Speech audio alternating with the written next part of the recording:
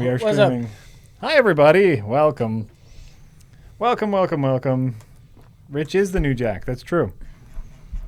Orange is the new Jack. Orange is the new Jack. Jack Mirror. Oh, yeah. Black Mirror. It took me Orphan, a second on that. Orphan Jack. Orphan Jack. Orphan Jack Mirror. Oh, my God. The whole screen went... Oh, never mind. Oh. I just assumed, because it's the pre-rec stream, I assumed something was crashing. Do you want to change the lighting in here?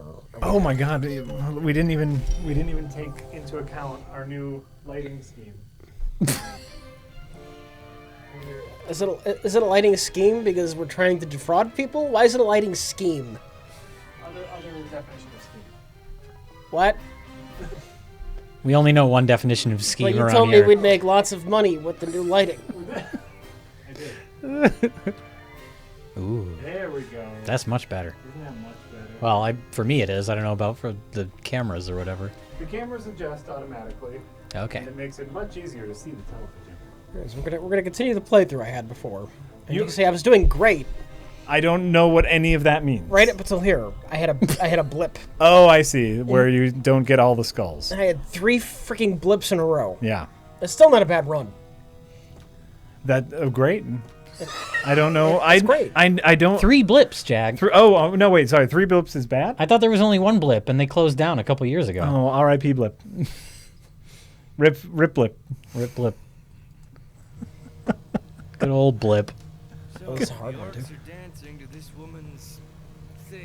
This doesn't look like Orcs. No, this is Orcs Must Die. Oh, I can make orcs dance too.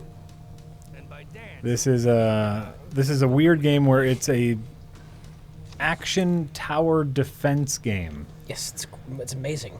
If you've ever played, there's a lot of them like on phones where you have to like place a tower and then it automatically shoots the people that go down the path. And then that gives you points to make another power that you could put on the path to shoot more things that come down the path. Is this a Minecraft thing? It's not. Oh God, no! It's nothing I know you have like to build Minecraft. stuff in Minecraft.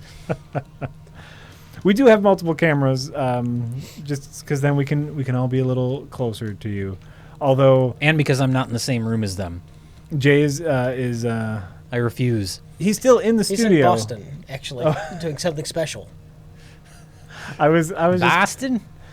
I was gonna go. They asked you to he's be on here. like the Cheers reunion for some reason. Oh, yeah. I'm playing Carla's kid. Oh, Yeah. She's just constantly having kids on that show, Sure. and I'm the latest. Oh, great. Michelle, I am. The transitive properties of beard displacement. Everyone has noticed that Rich has shaved, and so I've had to grow mine in order to keep the world balanced. For the record, I regretted it instantly. Instantly. Oh no, I made a mistake. This was a mistake.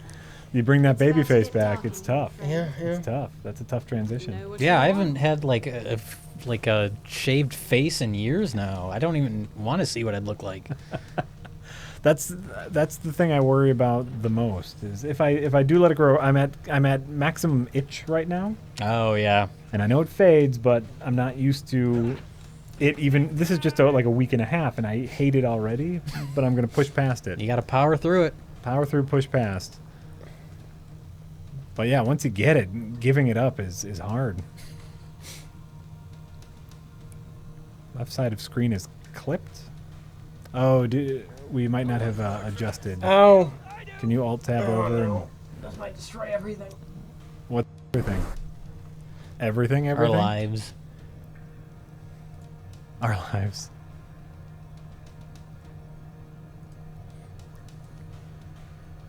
We're a little Where's oh, this display captures the wrong one. No wonder. game capture. There it is. Thank you for giving us the heads up. Boom. We're a little yellow. Can you go into our cameras? Go into our cameras and see if they have like an auto white balance. Go to configure video. Oh, I thought it was just because we all have the flu. Right, that's what it looks like. Exposure gain. Oh, yeah, white balance. It is on auto, but could you move that over and just futz with that slider a little bit? Well, move it over so we can see the video. There we go. And you got to take it off auto. One thing at a time, people. One thing at a time. Okay. Boom. That's just not doing I was anything. gonna say that didn't change anything. We have a white balance slider. It doesn't appear to be Should affecting. I change the color balance on the lights? Oh, I can do that. We can do that. Oh, these are my fancy LEDs where I can do that. I just want to kill orcs.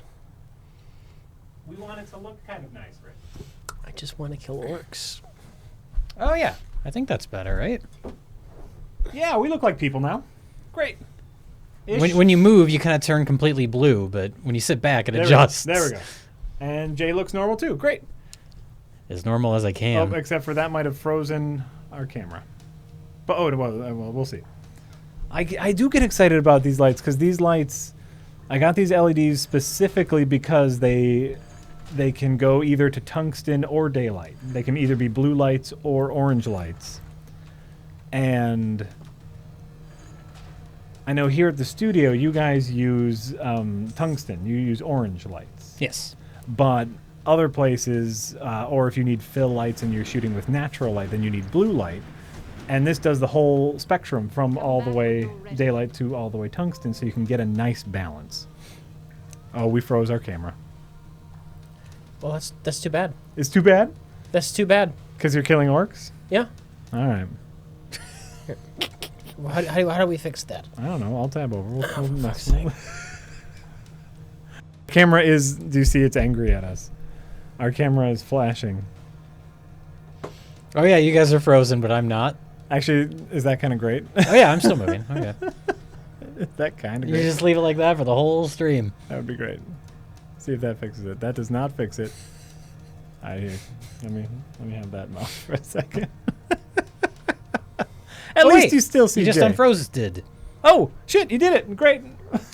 That's how you fix things. You just sort of click a whole bunch of times and stuff happens. Just gotta give up. You just gotta give gotta up, give up. and things, they work themselves out. That's true. Most of the time. That's great. I had to figure out how to build my death machine in the most appropriate manner.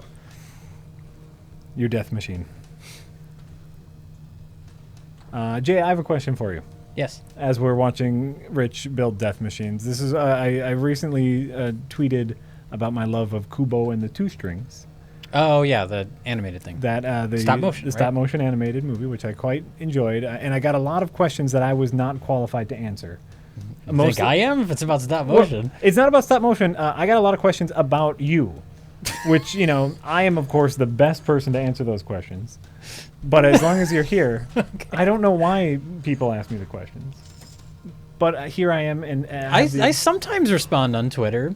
I'll sometimes forget to check it for like days, but Yeah. then sometimes I do, and I'll answer maybe the first 2 or 3 that I see, and ignore everything else. But that's how I operate on the Twitters. Well, there you go. But anyway, There you go. Is there a reason why you and Mike generally don't review animated features? no, we just haven't. All right. It's not, we don't have like a rule against it or anything. That's not gonna work. I got that question so many times after I was like, "Hey, Kubo, what a fun movie." Why doesn't Jay and Mike ever do animated features? I'm not their I think I've mom. seen I that don't before. know. Where people say we have like a bias against animated movies. It's like nobody has a bias against animated movies. Right? That's not a thing that exists. But you don't like anime, so that counts. Oh yeah, You I hate do have a anime. bias against anime in that I've seen some and I don't care for it. Yeah. So I don't watch more. Yeah, that's an obvious bias.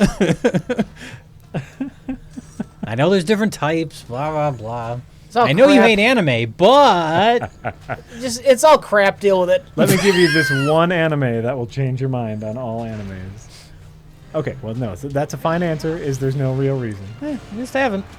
The anime. Usually, half of the back episodes are like, what do we think will have stuff to talk about? Right. And that's what we do. Or, of course, what's like the big thing? Like, obviously, we have to do something like Batman v Superman. Right. Right, and so here is a smaller movie, and it was a movie I don't even like. I think I talked to you about it last week, and you hadn't even heard about it. I didn't even know what it was when you told me that you just saw it. I was like, what is that? For some reason, I hadn't even heard of it. Right, and so it's a movie that you didn't know existed, and it was a smaller movie, so that's why you didn't do a half in the bag on. and that's fine. Yeah, we generally try to stick to movies that we're aware are movies. We know they exist, so we talk about them. Yeah, no, I think that's really fair. I think that's really, really fair. Let's see here. Renegade Kira says, "Hey guys, besides Red Letter Media, what's the worst job you've ever had?" So not including the worst job that you currently have. Well, this is the worst job you could possibly have. Right. Oh, comedians. I never really had a job that I hated. Actually, that's not true. My very first job, I was a busboy, and that sucked. Oh yeah, food industry in general. Yeah, it was good, like the owner, the / manager of the restaurant was a dick. He's like, "You always have to look busy." I was like, "I'm a busboy. Sometimes there's no tables to bus. What do you want me to do? There's literally nothing else for me to do right now." Rip the plate out of the customer's hand if you want me to bust. Yeah. So that job sucked. But that was my very first job, and I only did it for, I don't know, 2-3 months. If even that. Okay. Otherwise, I've liked all my jobs for the most part. Well, that's good. I was a telemarketer. For a while. Oh, yeah. And I was a bit of a scammy telemarketer. Aren't they all? Isn't that basically what telemarketing is? Well, mine was. I figured out very near the end that it was a total scam. Oh. I was told that I was raising money for firefighters.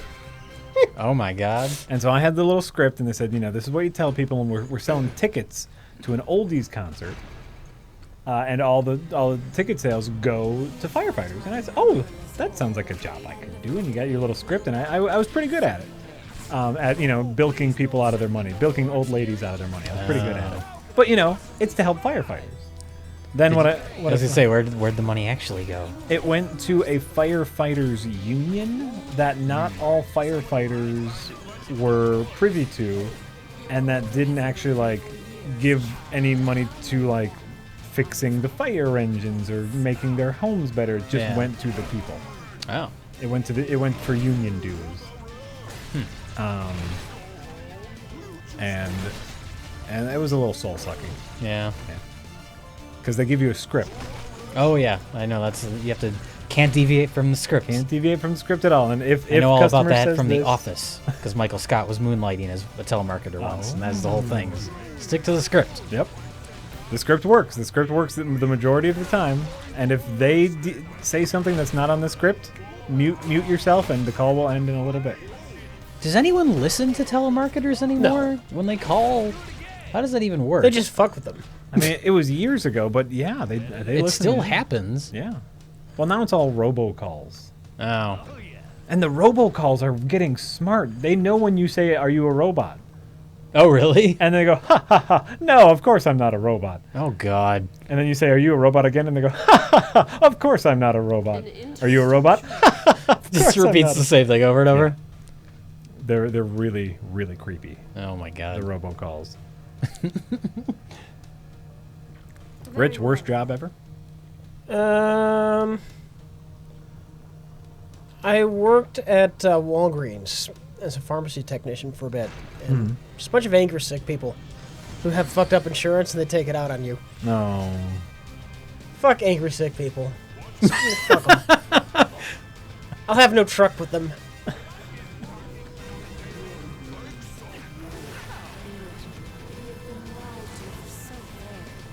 Oh, of course I'm not a robot. Let's see here. What? Yo, dudes, says Anonymous. The wolf pack is looking legit tonight. Ooh. Just a quick question. How does Jay know what Legends of the Hidden Temple is? Because it was a show that existed in my lifetime? That's not good enough. There's nowhere near good enough. They're bringing that back, right? Is that? They're making a movie, and I don't know how you make a movie of a game show. I don't know if they're gonna try and have a story about the temple. I have no idea. Have they ever made a movie out of a game show before? They made movies out of board games. There's Clue. There's Clue and Which- and Battleship. Well, Don't Battleship, forget of about course. the Yeah. classic Battleship. I hear they're remaking Clue. Decisive.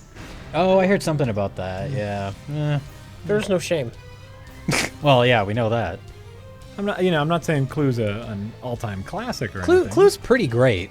Madeline Kahn in Clue is the funniest, one of the funniest performances. Would you like to revise that statement to say everyone in Clue? That's true. Yeah, that's what sells that movie. Some of the writing is kind of like Yeah. but everybody is like putting in 110%. Oh, it could have ended this way. Well, that's only for the home video version. Yeah. When it was in theaters, you didn't know what you were gonna get. You only got one ending, Really? and you didn't know what you were gonna get. It was a gimmick. It was I a never gimmick saw it to in get the people to see it theaters. multiple times. Hell of a gimmick. I didn't see it in theaters either, but I knew that. Oh, that's. I didn't learn that till late because I watched it a lot as a kid, Mm-hmm. and so I just knew it as the movie with the 3 endings. But no, it was only one ending in the theater, and so you didn't know which one you were seeing. Oh, how funny. Yeah. They should do more weird. Well, I guess you know what. I guess you can't really do stuff like that anymore because there's the internet. Yeah. And so it's like, Everyone I will just saw, know. I saw this ending. What are the other endings? And there'll be a message board with cam footage of all the endings. Yeah. Wow.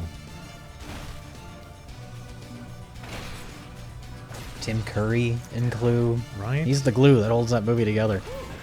Tim Curry in He's anything, the glue really. that holds Clue Yes. together. Yeah. That's true. That's true. Wow. That's It's true. He's the glue that holds Clue together. An interesting choice. Element 731 says, speaking of Labor Day and jobs, Yeah, speaking of that, given well, we were talking about jobs, so maybe it's Labor Day tomorrow. There's a connection, sure. If given the chance, what job would you like to try? something phone sex? Just to see what kind of people you talk to? A male phone sex operator? That's what you'd like to be? No. No. Hey there, baby. Of course I'm not a robot. Hey there, baby. Is an actual person that's saying, ha ha ha, of course I'm not a robot, over and over. Actually, wouldn't that be interesting to like the lady who does the Siri voice? Like, what did she have to do? Isn't there a mini documentary about her? I have no idea. The lady who did the voice for Siri, where like one day it was just her going, Oh, sure. Yeah, there's so many different things that she Sounds. says, yeah. Yeah. So many different words and word combinations that have to sound natural. Yeah. I just want to like know what a day of recording for her is like. I don't know what kind of job I would want to try for a day. Or watch a documentary about a kind of job, because like I'll watch documentaries about any job. That's fine. Is that a job, watching documentaries? Because I'll have that job. Wouldn't you love the job then of working for like the ratings board No. to watch weird movies and have to like figure out what rating they should be? Actually, you know what? Yeah, the job of when they do like those test screenings of movies, and then they pass out the cards and they ask people like, "What did you like? What didn't you like?" Yeah. I want that job for a day. What did you didn't? What didn't you like? What didn't you did like? What didn't you did like? I want that job for a day, just to see how soul crushing that whole process is. You want to be the person behind the glass? Only 67% of the audience liked this scene. How do we improve that? How do we get that up to 85%? Really, anything over 70. Anything over 70, that'll guarantee us an extra $1 on opening day. And that's what we're looking for. Guaranteed. That'll get It's a science. Making blockbusters is a science. It's been proven, right? absolutely. Absolutely. Oh, Ben-Hur. That one I just don't even understand how anyone thought that was a good idea, or that could potentially make money. Executives, Never underestimate the common idiot.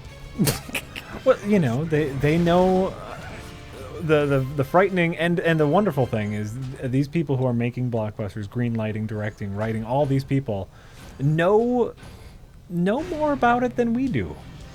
Sure. I mean, I guess they have like, I'm sure they have their meetings and they have lots of charts and graphs, Of course. and they say this movie did so well that if we make a Ben-Hur movie, it's in this same demographic, it'll hit this, you know, opening weekend number, blah, blah, blah. Yeah. And then they're just completely wrong because you can't predict that stuff. Because you just can't predict it, and isn't that kind of humbling for us? Like they're no above us. They're just idiots making mistakes too. Yeah. It's nice. The only difference is that they think they know.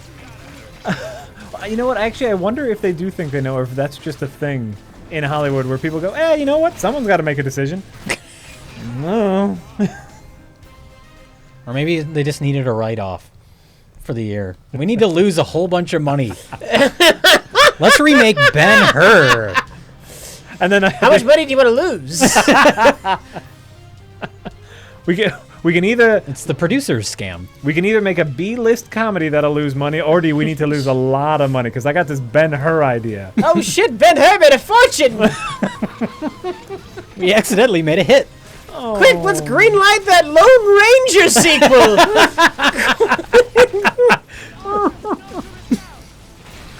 Oh my god. Remember that movie? No, no one does. I saw it and I don't remember it. I'm trying to think. I don't remember a single thing from that movie. Other than Johnny Depp giving an embarrassing performance. What was the plot about? I don't know. I seriously don't remember. Yeah. I know there's a train. There's something to do with a train. All right, that makes sense. I really don't remember. I'm gonna believe you. I'm gonna believe you. I mean, they were cowboys and Indians, so they had trains. Yes. You Yeah, could the be- you big could be action making it climax up. took place on the train, and they dredged up the original Lone Ranger theme music. The what's that called? That's a piece of music outside of the Lone Ranger. And I can't. something overture, right? Yeah, The William Tell. William Tell overture? overture. Yeah, yeah. So they drag that out to remind you that you're watching a Lone Ranger movie, because otherwise you wouldn't know. And that's all on a train. I remember that, but I don't remember a single thing else about it. That's it.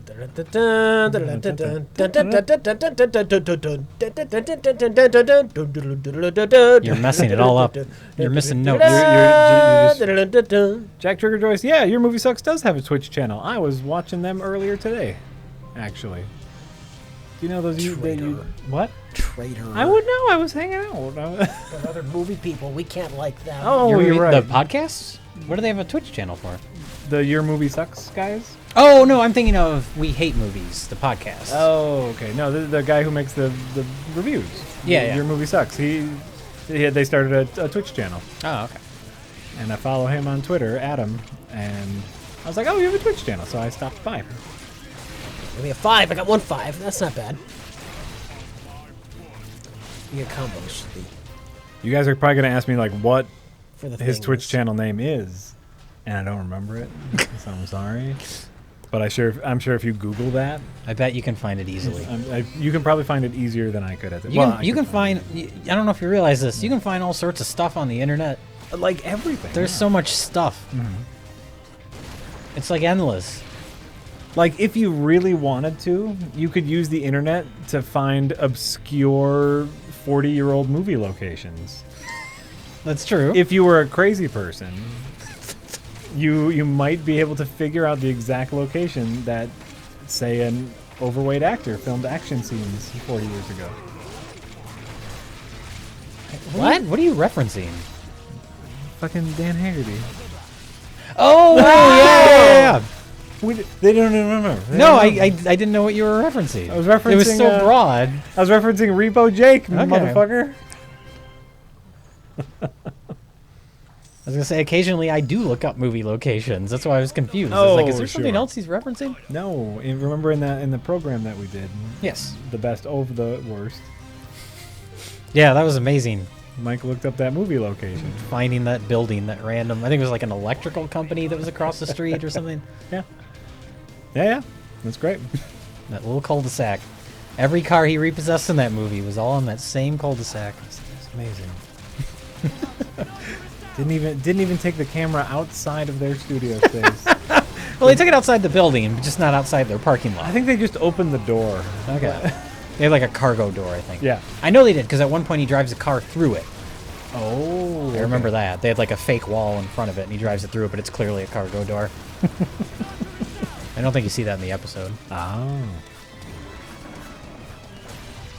Who need? Yeah, right. Who needs locations? We have a cul-de-sac. Like that's all we need. That's how it works.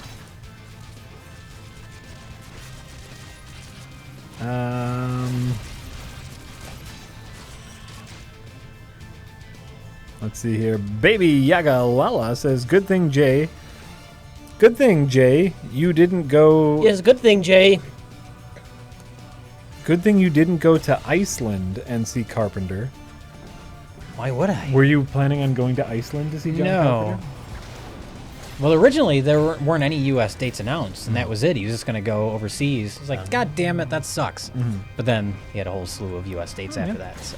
Including Milwaukee. Including Milwaukee. Although I didn't go to the Milwaukee one. Because you had already bought your Chicago ticket? Yeah. Oh, okay. Yeah, Milwaukee was like a real late edition.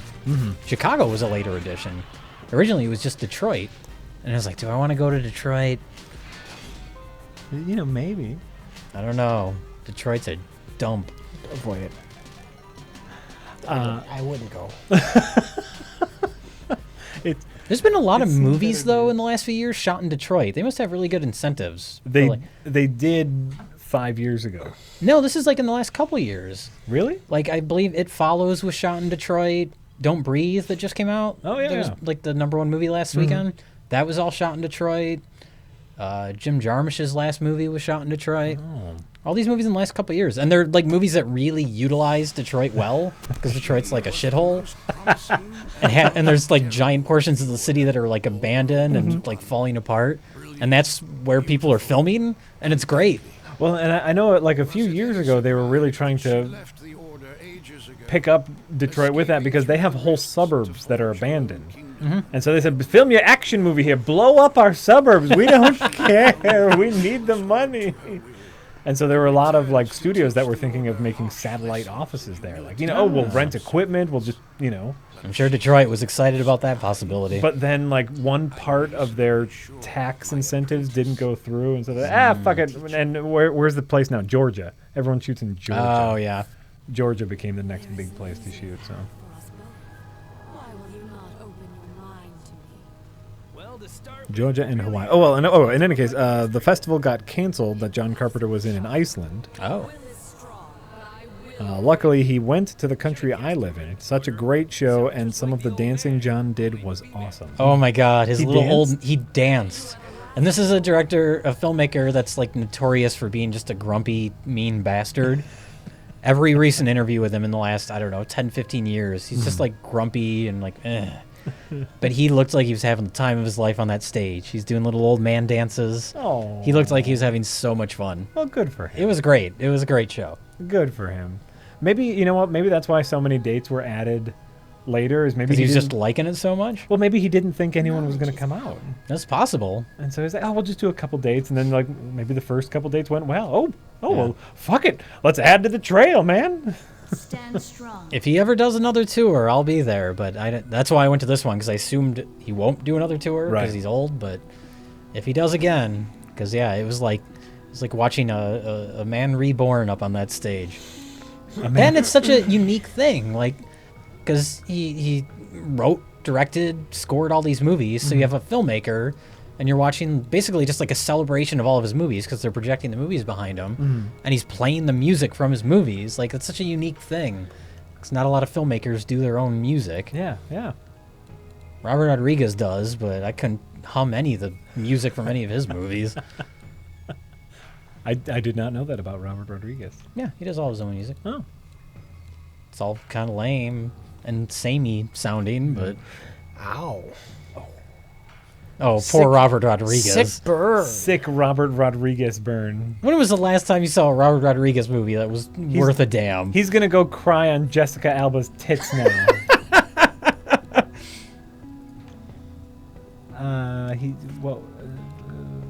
Sin City was pretty good. That was like over a decade ago. I liked this segment for Grindhouse. I thought that was Planet fun. Terror was pretty fun. Yeah.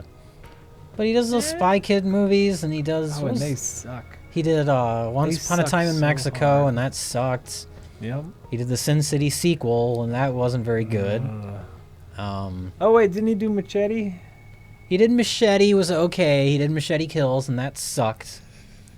Did he do? So much hate. And Machete was like almost a decade ago too. Was it? Yeah. Shit.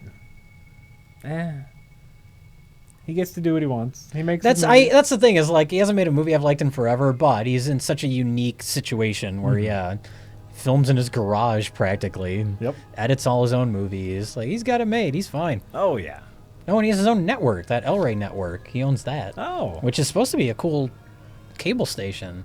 Like they play all sorts of random shit. They'll have like kung fu blocks where let's play old kung fu movies all weekend. Really? Well-worn Yeah, lunch. lots of interesting stuff. Good man. I don't even know if we get it around here. I haven't had cable in forever. Good man. Way to go, Robert Rodriguez. If only you'd make a good movie again. Who cares? As someone who likes good movies, I kind of sure, care. Sure, I guess, or whatever. What was his book? A Man, a Plan, and Not a Crew, or Rebel Without a Crew. Rebel Without a Crew. That was it. His little how I started making movies. We made El Mariachi for like $7,000 or Yep. whatever it was. I had a turtle and a guitar case, so I made a movie about a guy with a guitar case. I've never seen El Mariachi. Oh, Have yeah? you? Yeah. Okay. I saw Desperado first. Well, I saw that, and then Yeah. I read so much that it was basically a remake of El Mariachi. So I was like, oh, okay. I've already seen it then. So I didn't care that much for Desperado. Like, what did you see first, Evil Dead 2 or Evil Dead? Yeah, I suppose it's that kind of situation. I saw Evil Dead 2 first, Me as well. but I did want to watch the first Evil Dead. But Desperado, I didn't care enough about where I would want to go back and watch the first one. So. It's more fascinating watching El Mariachi just from a low budget filmmaker perspective. Oh, sure. Like he doesn't have you watch the first Evil Dead and you can see the hints of Sam Raimi and his weirdness Yeah. and his coolness.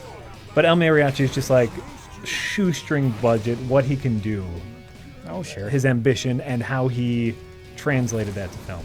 Definitely worth a watch. Yeah, maybe eventually.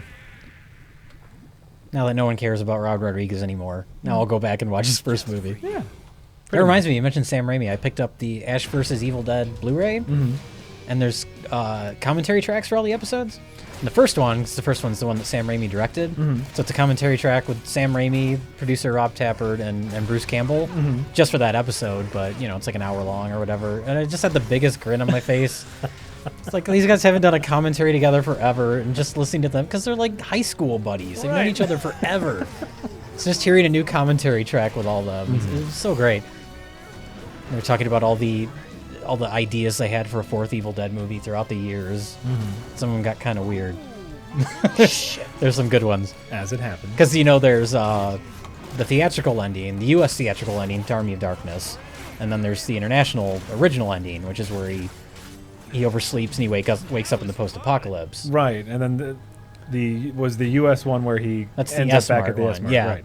So they I like tried the to... S-Mart one more. They're both entertaining. I like them both for different reasons, but one of their ideas for Fourth Evil Dead to try and make sense of the fact that there's two endings was to have two different timelines. So you have Ash working in the S-Mart, and you have another timeline where he's lost in the post-apocalypse. like fighting, I think they say he's like fighting robots or something, Sure. like evil robots. That sounds great. yeah. That sounds great. And now I kind of want that. Sam Raimi's talking about all these like goofy ideas. He's like, and that's when we knew we were getting really off track. So we'd write like 20 pages and then scrap it, and then come up with a different idea. Oh, that's great. That is great. Telegon says, Jay, as a person who has never seen the Blair Witch Project, the review of Blair Witch Project went up recently. I'm 19 years old. What do you expect my reaction to be? I don't know. I don't know you. Do you like slow? That's a fair answer. Well, with that movie especially, because it's like, do you like slow movies that are less like a visceral scare, like an immediate scare? Do you like slow, atmospheric, more dread type movies where they stick with you long after you watch them? Yeah. Because I think Blair Witch Project is more in that line. Or maybe you like those kind of things and you'll still think it's boring. Lots of people do. Yeah. It's a really divisive movie. Well, and I definitely wonder watching that outside of the marketing campaign. I didn't see the review episode. I assume you talk about that. Oh yeah, yeah. But that was a big deal. Is we weren't quite sure whether this was real footage or not. I mean, we all knew, but that was part. Part That was of part of the thing. Yeah. the Well, dummies suspension. thought it was real, Oh. which always bothered. Like, because I heard about the movie back when it played at Sundance, so I knew it wasn't real. Right, I knew, right. And like I was interested in seeing it from a filmmaking perspective because it was so unique. And then it came out. It was like a big hit, and people were talking about it as if like thinking it was real. And then people got upset because they were scared, but then they found out it wasn't real, so they were mad. It's like, do you honestly think a movie would be released, like a wide release movie in your local multiplex, where people genuinely die in it? Like, are you that dumb? right. So But that was part of the suspension of disbelief for yeah. For, Well, for I most of knew it us. wasn't real, and I still Right. thought it worked. Oh, it does. I- think it does. I- yeah. Absolutely. You got to pay attention though. You can't be on your phone. You got to actually like sit in the dark. Oh, that In sounds a like quiet it's- environment and just Oh. watch the movie and let it kind of wash over Pay you. attention? Ew. Are there explosions at least to let me know when I should pay attention? There's vocal explosions of expletives. Oh, okay. There's I like lots and expletives. lots of swearing. Ooh, I like swearing. Okay. That's great. Yeah. So I can only assume there's lots of like boobs and stuff too. There's no boobs. Oh shit. This might not be. Well, my kind Mike, of- the one guy's shirtless at one point, and they're pointing out his weird chest hair patterns. I'll take it. Okay. I'll take it. If that's all I get, I'll take it. Loner Archon says, "Hi everybody. Speaking of hating anime, I'm sorry, I'm very behind on tips as we're talking. Did you know there's an anime where characters eat food that is so good that their clothes figuratively rip off, both men and women included? That sounds dumb, like all anime. Great, noted."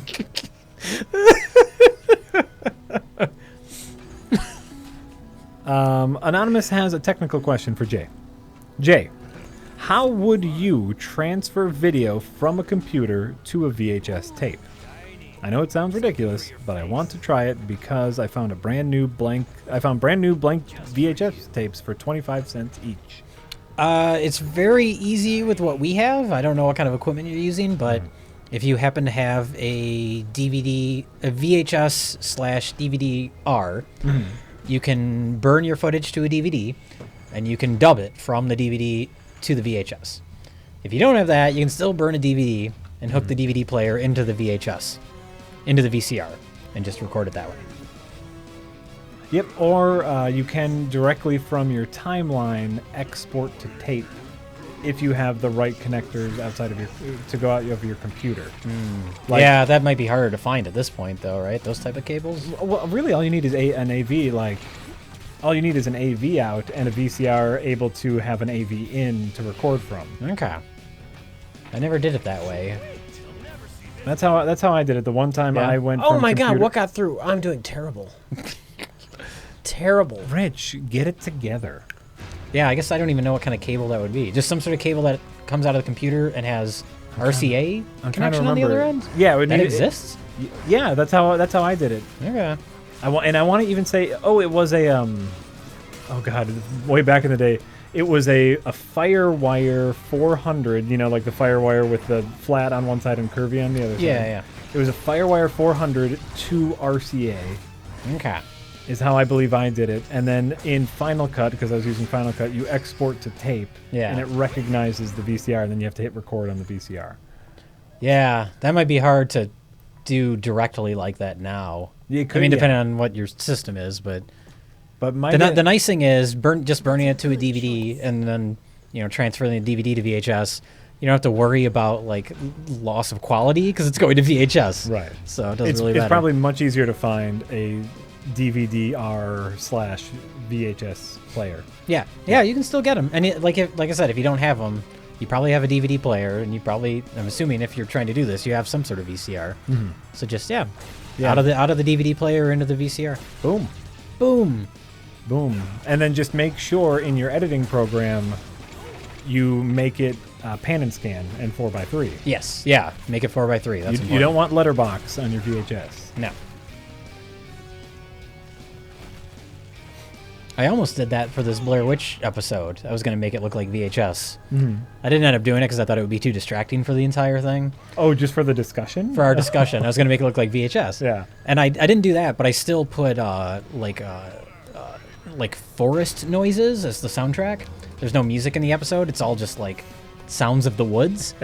And there's all sorts of comments like, the audio's fucked up in this one. It's like, it's the sound of the woods. And we're talking about the Blair Witch Project, so it's doing a thing. People did that with the Eraserhead one, too.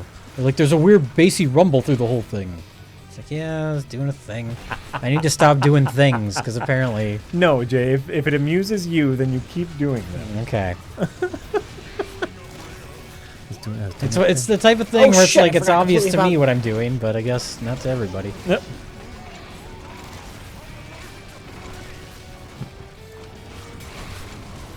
Oh yes, it's a J episode. That's how you know it's a J review episode. If there's weird soundtrack there's to it. weird audio and No, I don't do it very often, but if I think of something that's appropriate, I'll do it. I just did terrible. Oh, That's fine. that's all right. The hard-boiled Frank says, "Hi, Jay, Jack, and Rich. This is my first tip, and I hope not the last one. My question, Jay, did you like Neon Demon? Demon? Sorry, did you like Neon Demon? I did. I love Neon Demon. I actually bought it came out on iTunes, so I bought that. I don't think it's not available to rent yet. You can just buy it, but yes. Oh, so I will have more to say about it in the future, is what I'll say. But yeah, it's one of my favorite movies of the year. Nice. I really, really liked it. Made by the Drive guy, right? Right. Great. A lot of people like that Drive movie. Everybody likes Drive. Yeah. Nobody likes Only God Forgives or Neon Demon, apparently. And Only God Forgives I was iffy on when I first saw it, but it's grown on me a bit. Okay, well, that's the next part of the question is it better than Only God Forgives? I think so, yeah. Only God Forgives suffers from having no sense of humor.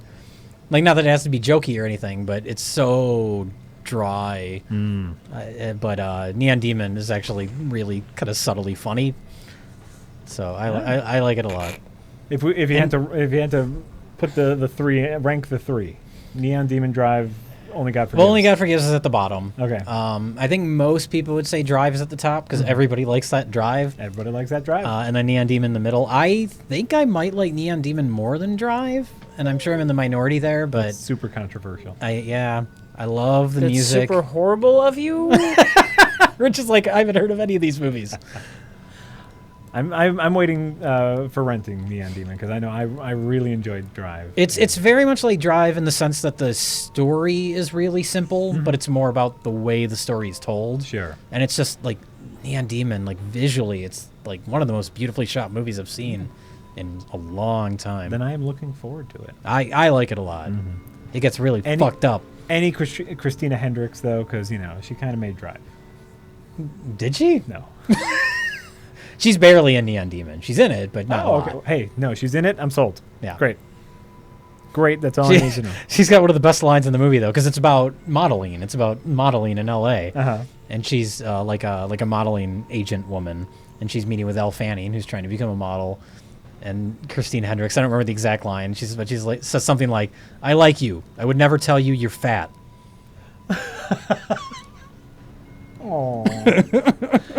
It's true because it's true. I would never tell you you're fat. I'd never tell you. Also, thank you for the hours of entertainment, says Hard-Boiled Frank. The devil is my hairdo says, thank you for the hours of free entertainment, you hack frauds. I signed up for Twitch just to subscribe. Thank you. P.S. The devil is my hairdo. Monkey Man is the world. Thank you. I don't know why anybody would ever say that, but thank you. Monkey Man is the world. I'll make It's wine like out a of your disco testicle. song. Monkey Man is the world. That's something she says. Do you not even remember? Yeah, but it sounds like a disco song. Oh, okay. I guess. Sing the disco song? Monkey Man is the world. The devil is my hairdo. The devil is my Monkey hairdo. Man. Monkey Man. Okay, I'm with you. I can dig it. I can dig it.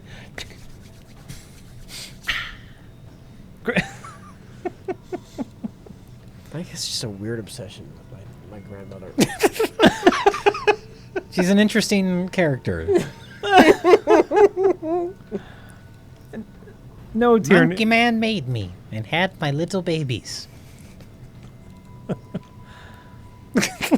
Oh, Monkey Man. What is it? Monkey Man is the one. Monkey Man in the sun. Monkey Man is the one. Is that what she says? I don't remember. I honestly don't remember. It's It's something not like like that. it's not like I listen to that as often as I can. It's my grandmother saying weird shit, largely for Mike's amusement. Monkey Man in the sun. Monkey Man is the one. Oh. Plunt narp. It's all right. It's okay. Yeah, it's kinda like that. You've got something to live for. Jesus told me so. That was a reference to American movie, or Which, if you've never seen American movie, you need to watch American movie. or more specifically, it was a reference to the movie being made in American movie called Coven. Coven. Not Coven, because Coven sounds like oven. Yeah. Such a good movie. Such a good movie. Agreed. Agreed. Where was I? I'm sorry. I'm losing everything. Lloyd beats. It makes me sad when Rich says I fucked that up. I fuck everything up. It's said in a way that makes me think he says it a lot. I think someone needs to tell Mike that being a bully hurts everyone. That's true. That's not true. Being a bully, well, Being a bully doesn't hurt everyone. just the Just the people that are nerds. being bullied. Yeah, just the dips that deserve it, I guess. There are people being bullied right now. I don't even know about it, so it doesn't affect me in any way. I'm fine. Right now, it doesn't affect you, Yeah. but it might later. What's some kid in Ohio getting bullied right now? How is that ever going to affect me? What a prick. because he's, What a tremendous prick. that Jay is, yeah. See, now you're bullying me. That's it. See, now it affects me, so I care. And we're only bullying you because you were mean to the kid who was bullied. So technically, he started. The imaginary kid that The I just made imaginary up. kid that you just made up. That imaginary kid is bullied, so he's not gonna finish college, Okay. and so he's not gonna become the doctor that will one day save your life. Someone else will. Oh yeah, There's probably- other doctors. Yeah, there's a lot of doctors. Yeah. All right, you're right. You're right. Point being, bullying is harmless fun. Can we get a disclaimer? Can we- No.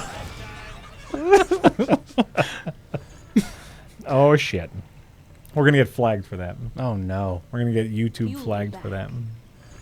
I mean, bullying is not harmless fun. Did you hear about? I the- do not forgive and forget any of the bullies when I was a childhood. Yeah. And when I was a kid. Uh-huh. If I saw them, I would fucking just punch them in the face As an adult? as an adult. Okay. No forgiveness. All right, that's fine. That's fair. Oh, I was thinking because I just I changed. I added a not there to make it sound like I meant the opposite of what I really meant. Yeah.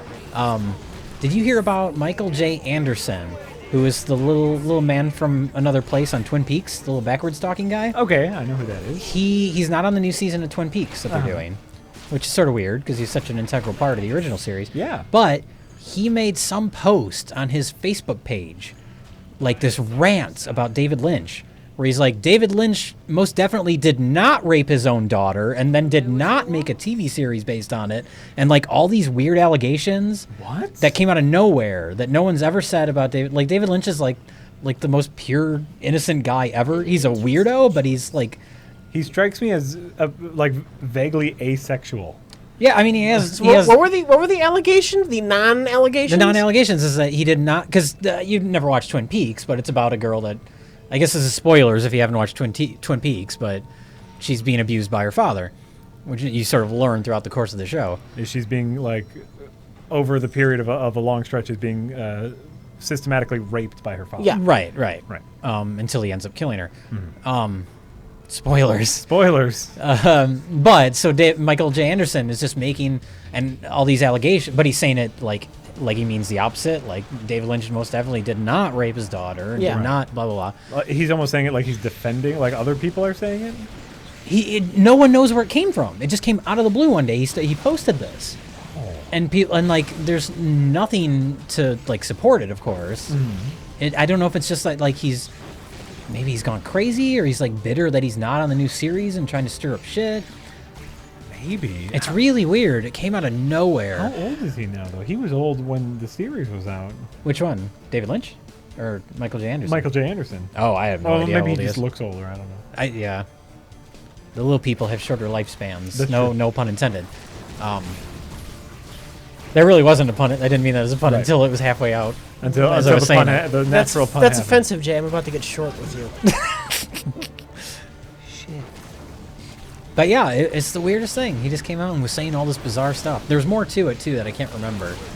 Something about like he did not threaten to kill his daughter. Something where he was basically accusing David Lynch of having someone else murdered. Until Like later. really crazy stuff.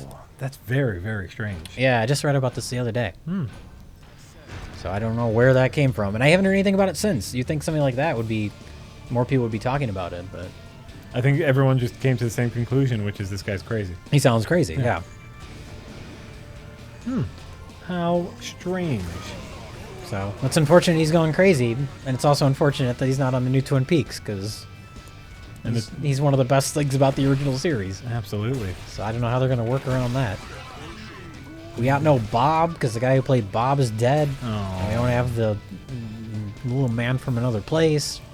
Come here and meet my cousin. She looks like Mer.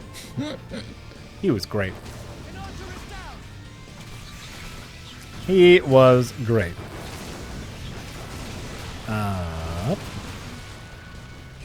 Nice. Okay, Gobbledygooks says, "Will you see King's Glaive?" Is that a movie? Great. I don't know what that is. You know what? No. Okay, great. Or play Final Fantasy 15. No. No. 15? Definitely is that no. what they're up to now? They're still the doing that? Final Fantasy. Would they still have numbers? They haven't done like Final Fantasy : something? Retribution? There was Final Fantasy X-2. There was. Oh, God. There was Final Fantasy X. It was a sequel to Final Fantasy X. But it's not Final Fantasy 11. No. No, it was not. Because that would make too much sense. Well, they're supposedly they're a different like story every time. Okay. So So it took place in the same timeline as 10. Okay. So it was 10-2. Fair enough. It was. I played a little bit of it. I enjoyed a little bit of it. The main, usually in an RPG like this, a JRPG, you get different classes of heroes, and like you get your warrior who's big and strong, and you get your mage who can heal people, and you get your thief who's fast and maybe can steal stuff from your enemies. Yeah. Instead of having all these different people as different classes, you played as 3 girls who could change their outfits. I'm not making this up. And and when they played dress up in different outfits, then they were different classes. And like Were they trying to reach that lucrative tween girl demographic? They really were. Oh They my really God. were. And like coordinating your outfit had bonus effects. You could like put together a really cute outfit that would help you in battle. It was pretty awesome. Well, that sounds great. It was pretty awesome. what's wrong, Japan? What's wrong? They just have all this neat technology, and they don't know what to do with it. X2, right? It was 10 or X. Final Fantasy X, Final Fantasy X2. Final Fantasy garbage.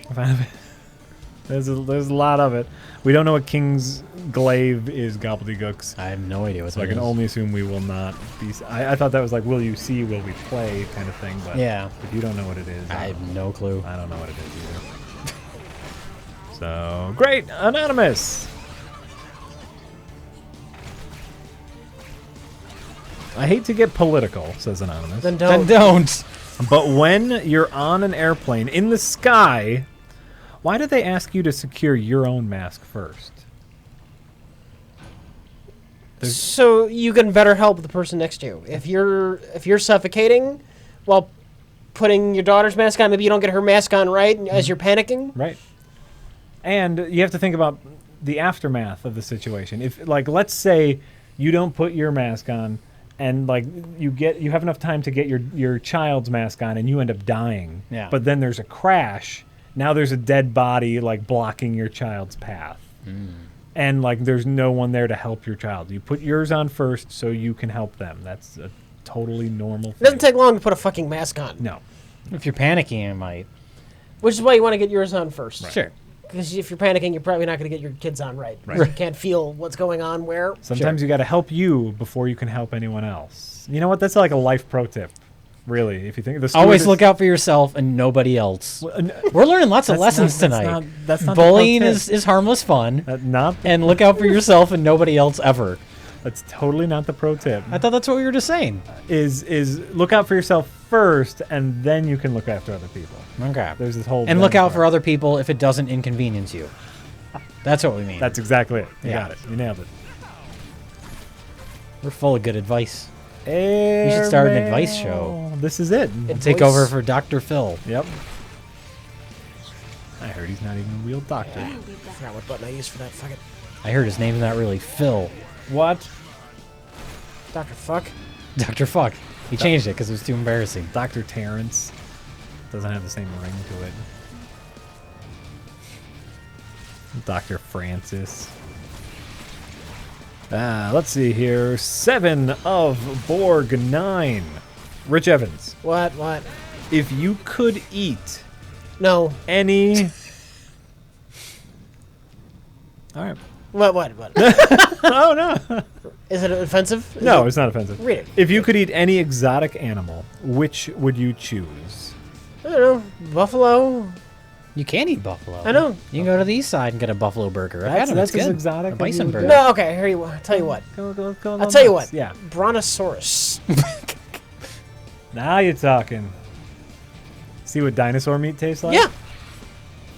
Bring out your inner Fred Flintstone.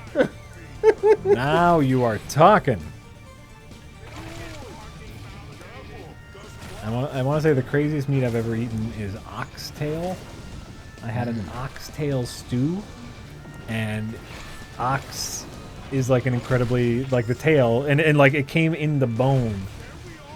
And so what it looked like, it looked like the 6 cylinders in a revolver. Okay. But with meat in each of the cylinders, and they like stewed it in this 6 Oh my god, cylinder that's thing. weird. And you get to like scoop the meat right out of the cylinders for this tail.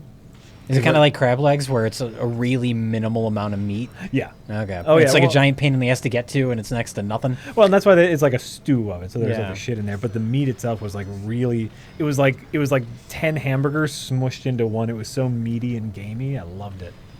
I don't know why. I picture ox being really like stringy and dry meat. That's I don't it. know why. Maybe it isn't, but that's what I envision. That's for probably some reason. why they had to stew it as well. You know, like Get it all mushy. get it all mushy. It was great. Oh, yeah.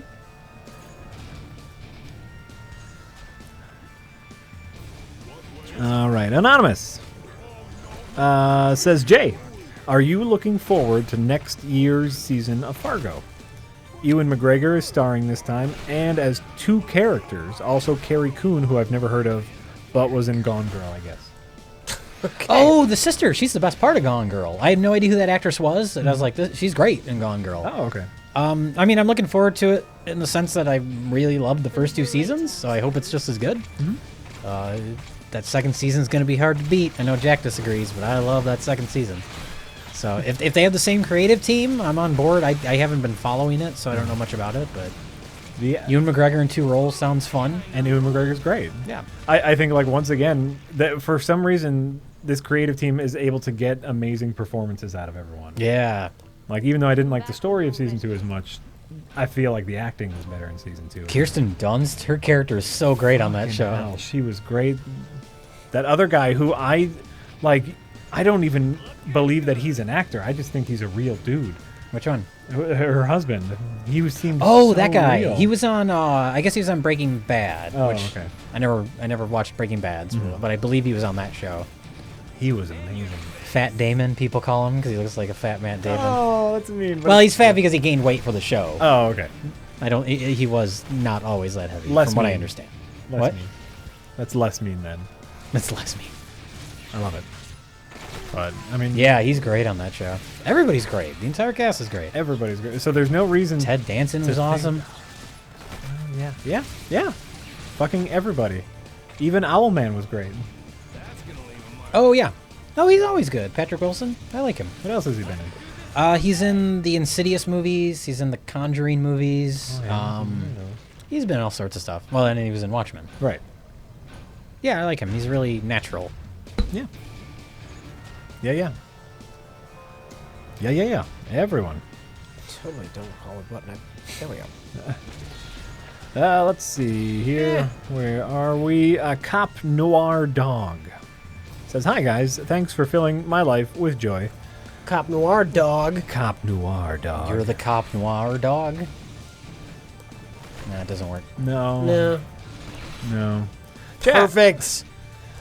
Says, Jack, do you have an Xbox original? I want to send you The Warriors and Kingdom Under Fire, both great and underappreciated. I do not. Oh, I've heard that Warriors game was good. Yeah, there was a Warriors game. Though I know where I can get one. I was just recently at a rummage sale over the weekend. I bought some nice pillows. Well, good. And they were selling an original Xbox with like a big arcade stick. Oh. And the arcade stick was you could use it with an Xbox or a PlayStation 2 or a GameCube. I'm never gonna do this. So Every once in a while, I entertain the idea of getting an old console just to have. But I know if I did, I'd play it for like a week, and then it would just get covered in dust, and I would never use it again. Yeah. Emulators. Yeah, I mean, there's those, but I like the, I'd want the experience of holding the, the controller and the whole Putting thing. the cartridges in. Yeah, exactly. It's a nice. But like I said, I would do that for about a week, and then I would never touch it again. Yeah. Oh, I'm so fucked. It's been a while since I've had a full playthrough of this game, and I don't even recall what strategy I used to beat this one. Well, good luck. Rich. Oh, fuck. We believe in you. Fuck, do I wall off a whole side, or what? What do I do? I don't know what to do. We're not going to talk Jay into a Raspberry Pi and emulating controllers and all that stuff. It's not, he doesn't. Raspberry Pi, what? Have you ever heard Extremely of Raspberry? tiny motherboard. You can make Yet relatively powerful. You could take an old NES, Yeah. hollow all the guts out, Oh, just turn into like a put computer the case. Yes. Okay. and like this computer though, it costs like $45. You know? Oh, wow. And then you can do all sorts of stuff with it, program it, and it's pretty incredible. That's kind of neat. But again, you'll play with it. I'll play with it for a week, And then and then never again. Right. Right. Doyle 871. Hi, Jacqueline, Raquel, and Jay. Do you think we will get any future Half in the Bag episodes? Nope. That Show's Great. canceled. You heard it here first. As of tomorrow, right? It's been replaced by Review. Is Review replacing Half in the Bag? Oh. Anyway, what? Do you think we'll get any future Half in the Bag episodes that will pit a big film versus a small film, such as Neon Demon versus Suicide Squad? Like compare and contrasting a big Hollywood movie versus a smaller independent movie? If something comes up that seems appropriate. I don't know what's coming out off the top of my head that we would do that for. Like I know you did that with Your mom. You did that with your mom. You did that with Captain America, where you kind of looked at the Rocketeer and Captain America. Oh, yeah. Well, I mean, those are both big movies, though. Yeah, I suppose. but Yeah. an older movie and the newer movie, same director. So Yeah. Yeah, I don't know. If something comes up that seems right to do it for. I can't think of anything off the top of my head, though. I don't know. That's my answer. I don't know. also, Rich, KOing that dancer in DX was great. Oh, thank you. You were playing Deus Ex yesterday. I was You were doing a solo stream. walking down the street in the game, Yeah. and there was a street dancer, and just without saying anything about it, I just walked past him. As I was walking past him, I punched him, knocked him out, and went on my way. Didn't say a word about it. Great. Jay, have you seen Everybody Wants Some? I have. I thought it was very okay. Did you ever see Dazed and Confused? Of course. It's Richard Linklater, and it's sort of I think he calls it like a spiritual sequel to Dazed and Confused. Okay. It's very similar, where it's just sort of a group of people hanging out, and it's very laid back. Yeah. But it's in the 80s instead of the 70s. The problem with it is, the nice thing about Dazed and Confused is that it's got a really like broad stroke of characters, lots of different types of characters. Mm-hmm. You follow the nerds, you follow the stoners, you follow the jock kids, and our kind of main guy is sort of bouncing back and forth between the jocks and the stoners. Yeah. He's kind of caught in the middle. He doesn't know what he wants to do. Mm-hmm. So a nice wide range of characters, and everybody wants them. It's like a frat house, and it's all like baseball players, and they all have very interchangeable personalities. And there's like no female characters in the whole movie except for one. So not nearly as interesting or likable characters. But it's okay. That visual from Dazed and Confused of the girl like zipping up her pants with a pair of pliers. Those nice little details, yeah. Right? That was fun. Yeah. Forever burned into my brain. Well, that's the thing is I watched Dazed and Confused a lot in high school, so that whole movie's burned into my brain. Yeah. And Everybody Wants Some initially didn't seem as memorable, so I'd have to rewatch it and see if anything, sticks with me more. But I mean, it's fine. It's an okay movie. But it's no Dazed and Confused. I think that's it. That's telling. Yeah. Mardfet Jay, any thoughts on Don't Breathe or any plans for Half in the Bag on it? That's a new horror. Yeah. It's Haru? Fede Alvarez, the guy who directed the Evil Dead remake. Oh, okay. So- I liked that Evil Dead remake. Yeah, I liked it too. I like Don't Breathe. I will have more to say about it in the future. Ooh. But overall, yeah, I really liked it. I like that it was the #1 movie at the box office. And I don't want to give anything away as far as spoilers go, but it goes in some directions. Apparently, the trailers kind of spoil some stuff. I don't think I saw any of them. So if you haven't seen the trailers, don't watch the trailers because they apparently spoil some fun surprises that I didn't know were coming because I didn't see it. But I mean, there's in a lot of ways, it's like a sleazy exploitation movie. Very sleazy. And it was the #1 movie in the country. I was like, this is great. Oh, fun. So yeah, I liked it. Oh, great. It's expertly made, which is good because it's so well made that while you're watching it, you don't think about how silly and nonsensical some of it is. I loved that end of the Evil Dead remake when it starts raining blood. Yeah. And she starts chainsawing demons, and it's raining blood. And it kind of fits. And the rest of the movie is not that exciting, but that little... There's some good stuff in that movie. yeah. I thought it was just okay when I first saw it in the theater. I rewatched it on video, and I thought it was a lot stronger on second view. It's good. I liked it a lot. Yeah. I agree. Hello, ladies. Dicey Cast. Have you ever watched a movie that you didn't care for, then watched it again later date and fell in love with it? Example for me was Dick Tracy. First saw it and hated it, watched it again, fell in love with it. Like catfish, but for orcs. I've had movies that I liked and grew to like even more on rewatch. I'm trying to think of something I didn't like at all. Anything you did a complete 180 on? Will make a Nothing good comes to team. mind. I'm sure it's happened. Oh, sure. I don't know. I can't think of anything. All right. You know what? Fair enough. Fair enough. Hey, fuckos, said TC Brady 133. I have always wondered how Mike got a hold of Rich's precious heirloom. What are you referring to? Yeah, I don't know Just what that you, means. like as a person? You are the precious heirloom. Oh, Dick the birthday boy. The picture. The picture. That's just on loan. Oh, the Polaroid or the baby painting? Dick. It says he just says Dick the birthday boy. I'm assuming he means the Polaroid. then. He rescued it. He rescued it. He rescued it after my grandmother was dying. He was helping me just clean stuff out of that house. She had so much years worth of crap. And Sure. They're the old Polaroid pictures. And he's like, what should I do with these? And I just wanted to be done with that chapter of my fucking life. I just said, just throw it out. Yeah. Yeah. Just I was not in a good mood. I just throw that shit out. And he didn't. He held on to it.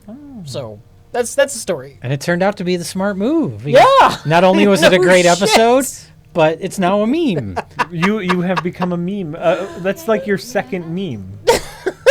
Yeah, there's multiple memes. Richard, you There are are people part that of- don't know anything about who we are or what we do that know that Dick the birthday boy picture. or that that picture of you looking sad on the Oh couch yeah, with with the beer. superimposed close up of the face next Yep. to it. That's another one. That's another one where you have memed yourself outside of Red Letter Media multiple times. The Dick the Birthday Boy picture is funny because yeah, that has a much wider reach than just our audience. Mm-hmm. And I don't remember how it came up in conversation, but I was talking with my brother once about something. We were talking about memes in general. Sure. And he mentioned that picture, and I was like, "You know who that is, right?" He's like, "What? What are you talking about?" I was like, "That's Rich Evans." He's like, "What?" He had no idea that it had any connection to us. I think that's great. that Polaroid, the original Polaroid, is currently framed We framed it here in the studio. because for a while it got lost. We shot that episode. what? You we- almost lost it? We shot that episode, and then, the studio, we got junk everywhere. It got course. lost somewhere for like a year, and then we found it again. We were like, we need to frame this, hang it on the wall so we Oh, don't lose it shit! again. What did you do? Are you gonna lose? Yeah. Yeah. Well, I assume the picture. I left a big hole in my defenses that I had no fucking idea existed. Oh. Oh, fuck that shit. How do I block this off? How fast can I do it? I don't know. I assume the baby. Wow, that sucked. The baby picture is a similar story. I assume where he just rescued that. Mike. Or No, can you not no, I think I just had that with me. Oh, okay. The hand-painted Rich. I had a Evans little baby more picture. sentimental attachment to that than I did the Polaroids. Sure. All right. I think that's fair.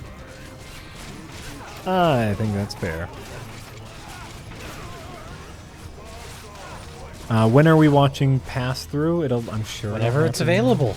It's not available Oh, it's yet. not even out yet. No. He's doing like screenings and Well, stuff. there's other movies of his we haven't gotten around to seeing. Gotta go. Pass through is the hot new ticket, though. That is the hot new ticket. That's the thing. All those fucking paladins. That's what all the kids are talking about. You know me. I'm a purist. I'm a Breen purist, and I'm constantly insisting we go through them chronologically. I don't know. I It's like to, a step backwards. Well, that's why we can't watch Pass Through. We got to work our way up to Pass Through. We've started with the first. But we have to pace ourselves with Brain. That's true. Like, I mean, there were people that wanted us to do all the other ones like immediately after that episode, and you're like, you can't do that. no. So if we make our way through the other ones, we're not going to get to pass through for like 5 years. Stretch it out. Stretch out the Breen. Make it last. You make it last. Ooh, the precious. By the time we Breen. get to pass through, he'll have another one out. He'll have 2 more out. Yeah. Who knows?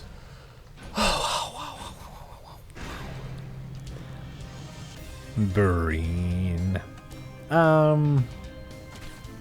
Stukia, just want to thank Rich for suggesting the Toy Toy and B tiles. and Bee Tiles documentary. Oh, I've seen that. What's it called, the documentary? Toy and B idea? Wait, no, that's the name of the No. tiles. Yeah. It's something simple. Yeah, I can't remember. I can't think of it, but it's really fascinating. I remember. I ran across one once in Chicago Oh, really? years ago when I was Oh, going. wow. I remember you talking about this. This is like an artist's. Or, Crazy man, probably a crazy man more than artist. Yeah. Okay. Re-explain it. Same thing I in some remember you cases. talking about this, but re-explain it to people who don't know. Jay, what can you explain it? Because I'm thinking about my next move here. the Toy and Bee Tiles. Yeah, it's these tile, like a painted tile.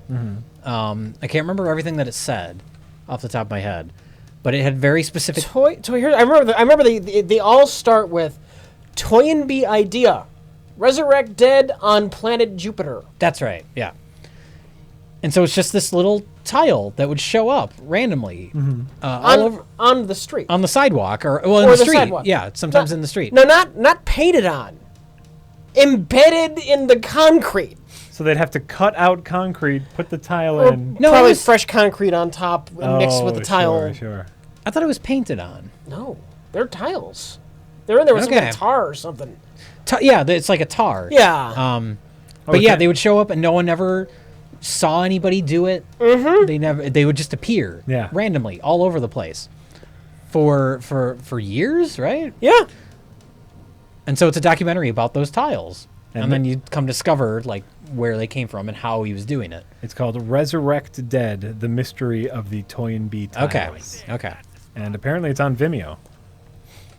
I think it was on Netflix at one point because I think that's how I saw it. Oh, okay. Banksy, eat your heart out. That's true. You're not the hot young artist anymore. You're not the hot young crazy person anymore.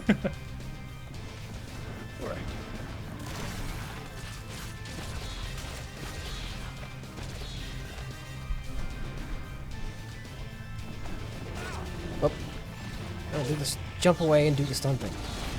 Oh, wait.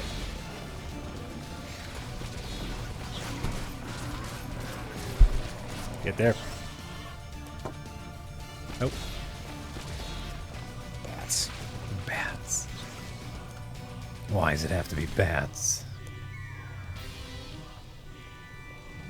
Oh, well, I'm glad about that. Rekixala says, thanks for the stellar review of Doom. Made me finally buy it.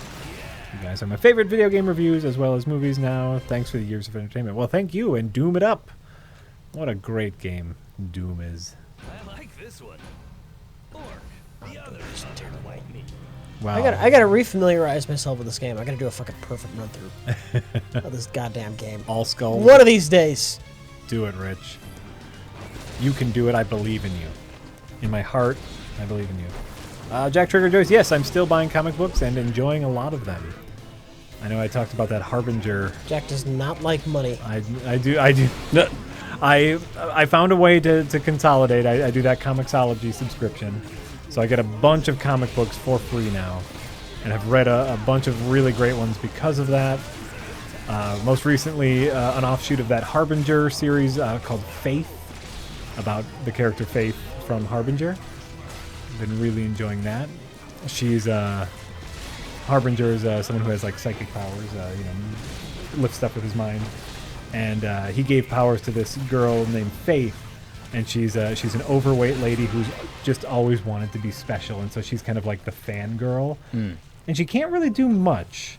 She can kind of fly, but flying is approximate to like walking, and so she can't fly very fast or very high or very far. Because she's overweight. Because she's overweight. Okay. And so like she just has a very mild psychic power of flight, and it's kind of, but she's like just so optimistic and wants to be part of a team, and she's great. And so I'm reading Faith right now and really loving it. And a bunch of other comics. Oh, including, Rich, I finally read the Seinfeld 9/11 script. Isn't that amazing? It is so pitch perfect. I want it. I want it so hard. You can completely visualize the entire thing. Yes. It gets all the character stories right. Yep. Jerry's afraid of all the dust. It's so great. No, and they all meet at the right points, exactly where a Seinfeld script would meet. Like, I was disappointed with some of the jokes, but I feel like they would have been rewritten on set anyway. So it's like, but all the points are there. Yeah. And it's a perfect script. If you guys haven't read, And I'm a fan of dark humors, and it gets dark humor perfectly. We all are. Well, sure. That's true. it's just But it's the kind of thing that some So people perfect. don't pull off well, where it's like it just comes across as like offensive for the sake of being offensive or something. Yeah. But like quality dark humor is hard to come by, and that script is like tonally perfect. well, and, I mean, you can just tell that this was just someone's writing exercise. Like, I'll just do this to fill my mind with something, and he's now and you can get it for free. You download it for free. It's a Google Drive. Get it on a PDF. It was such a fun read. I was trying to explain to Lisa what it was. And she's a little more normal than I am. She's a little more normal. and so I was like, some guy wrote a Seinfeld script, and she goes, are they making more Seinfeld episodes? I was like, no, he just wrote it because it would be fun, and it's about how Seinfeld would deal with 9/11. And just the look on her face, her bewilderment, like, why would someone do that? I don't know, but it's so great. A little more normal. Yeah, so she's like normal. A better question is, why didn't someone think to do that sooner? Right? Because enough time has finally passed. Yes.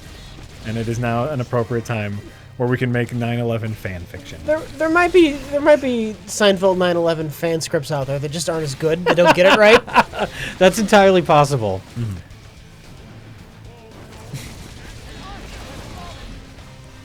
Do you need to have watched Seinfeld before reading the script? Yes. Yeah. You will not understand the tone Yeah. they're going for if you're not overly familiar with Seinfeld. Really, just if you can watch just a couple episodes, just to kind of understand what the characters are and how they pace the show, then you'll kind of get it. But You really have to be a big fan of the show or have watched the show a lot, I think, to really appreciate it. Yeah. Just how perfect it is. And that's the real thing. And I mean, so many people were a huge fan of Seinfeld. First of all, everyone's a huge fan of Seinfeld. No, I remember there were some people when it originally was airing that weren't into it. Really? Yeah. Well, I guess. I think it's the best sitcom of all time, personally. I think there's an argument for that. I wouldn't disagree with you just because I can't think of a better example off the top of my head. I mean, there's ones that are probably more beloved, like Cheers, which is a great show too. But Sure. for me personally, like my sense of humor and just how, especially at the time, like how different it was, and how weird it got. Because it started a little more normal, a little more subdued, and as the seasons went along, Yep. it got weird. You got the Bubble Boy, and there's all sorts of odd shit on that show. It was great. It was great. Let's see here. Those things suck at taking out the Hellbats. Oh. Never mind. It's Well, get rid of them then. Get rid of them. Oh, thank you, Fran Cam. Fran Cam 114 has a link to the Google Drive doc where you can go download the Seinfeld 9/11 script. Worth a read. Hyperactive Slob. I know Ishtar is a great idea, but what are your guys' opinions on Zardoz? Oh God, Zardoz is, everyone knows it for that one image of Sean Connery. Sean Connery in a diaper. Sean Connery in a diaper. That's a rough movie. I've never seen Zardoz. Jay? It's I haven't seen it in a very long time. Uh-huh. It played it. I'd seen it like maybe 12, 14 years ago. I watched it, and it was like incomprehensible. It's like clearly it's John Borman who directed Deliverance. Oh. And I'm starting to think Deliverance was like his one good movie because he also directed Exorcist 2, which is incomprehensible nonsense. And then he directed Zardoz, which is incomprehensible nonsense. So I think he only had one good movie in him. All right. What else did he direct? He directed a couple other things, but those are like the two I always think of. But he's clearly going for some sort of social commentary with Zardoz, but the movie's just so baffling. And Sean Connery's in a diaper, and And a ponytail, right? Doesn't he have a- yeah, he's like I think it's like a long braided ponytail. Yeah, he's got something going on. There's a giant concrete floating head that vomits up guns in the first 5 minutes. Oh, now It's I like, kind of want guns to are good, the penis is bad, or something like that. It's like an anti-sex world in the future. What? It's weird. It's worth watching just for how fucking weird it is. You're kind of selling me on it. I'll tell you that. I remember. Well, it's also kind of boring. It's very slow. Oh. I remember it played at B-Fest one year, and it was like a late showing. It was like started at like 2 in the morning or something. Gotcha. And I was like, I'm gonna make it through all of Zardoz. At that point, I hadn't seen it in, I don't know, 6-7 years. Uh-huh. And like everybody around me gave up on it. That was like the point where like we're gonna go take naps. And I was like, all right, if everybody's dropping out, then I'm determined to make it through Zardoz. I'm going to be the one. And I did, and I was all proud of myself. And then people started waking up after the movie, and then I was explaining like, I did it, I made it all the way through Zardoz. And then I thought about what I had done, and I was like, this is nothing to brag about. I made it through Zardoz. I made it through Zardoz. Then you started reevaluating your life choices. Yeah. That's fair. So That's fair. Gobbledygook says, when Blair Witch came out on VHS, my wife at the time hadn't heard of it and believed it was real. still, by the time we reached VHS, She had a full-on panic attack at the end. Ever witness anyone freak out or break down from a movie? I could see that. Like, if you really believed it was real and then it got to that ending. Yeah, I mean, that ending's effective even if you know it's not real. No, I've never seen anyone freak out. Yeah, not to that extent.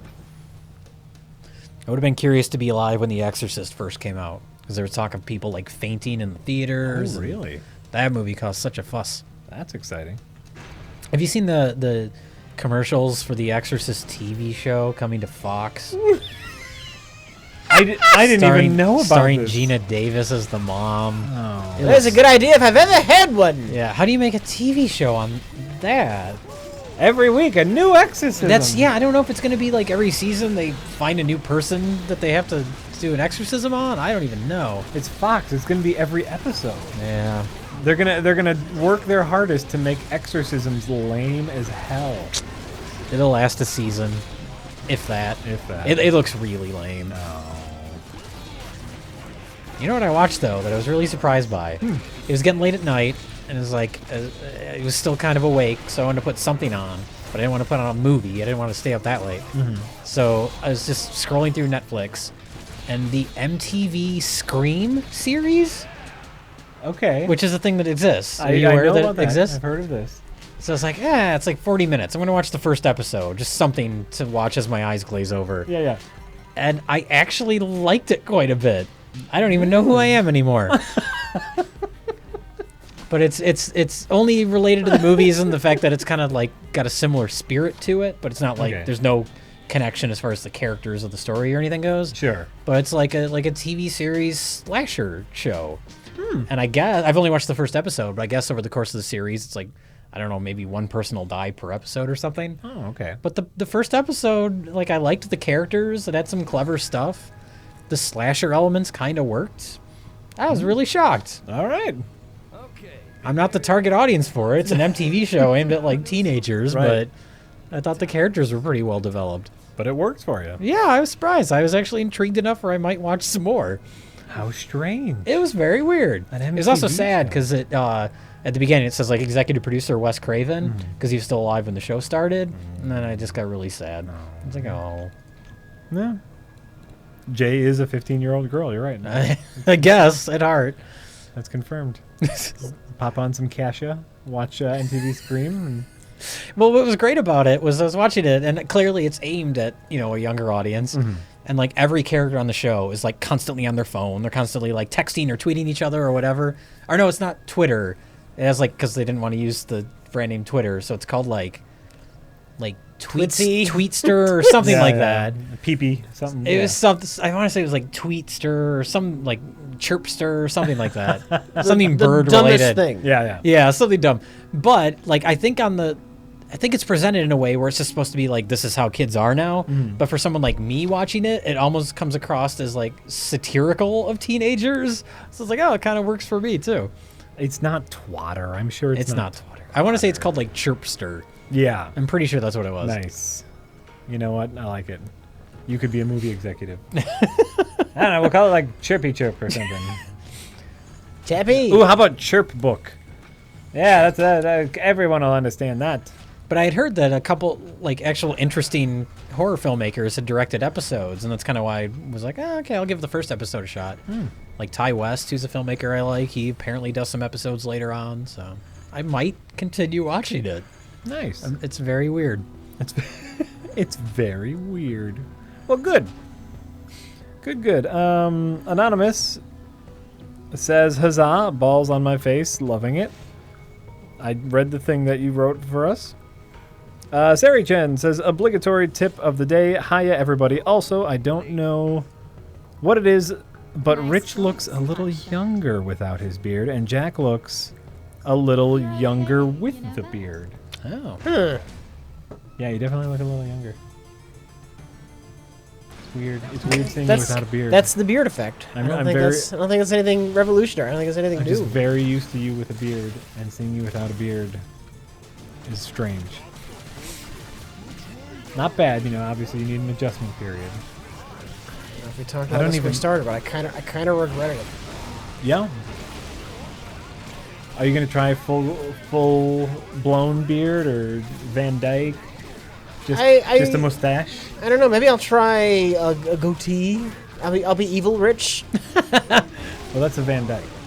That's a Van Dyke. A goatee. You have is- the mustache and the chin. This Yeah. is just a goatee, just on your chin. Yeah. Oh, Van Dyke then. Okay.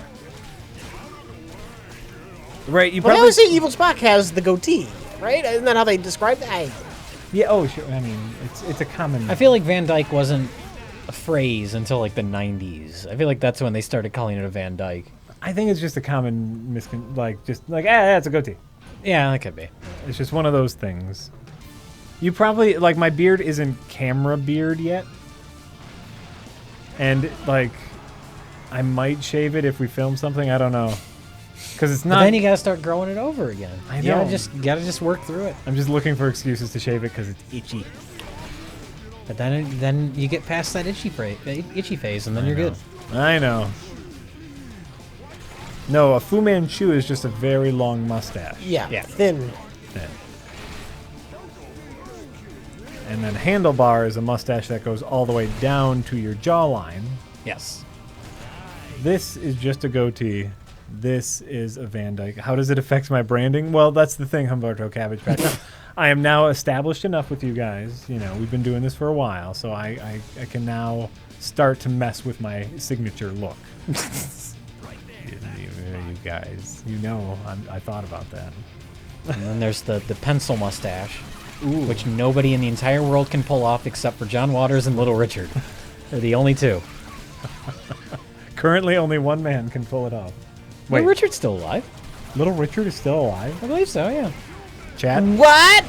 Chat, we need confirmation on this. Okay, then yes, two men can currently pull that off.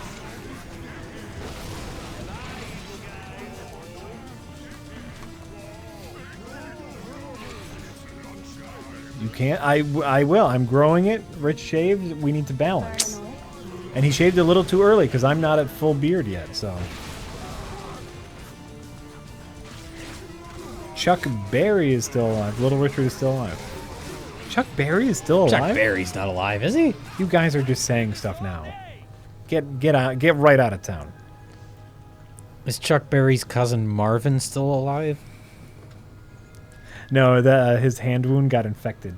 Oh no! He died actually. He actually that died night. shortly after. He died that night. An ambulance was coming to rescue him, but there was this freak lightning storm and fire in the street, so the ambulance got diverted. Oh so my it God. couldn't get to him in time.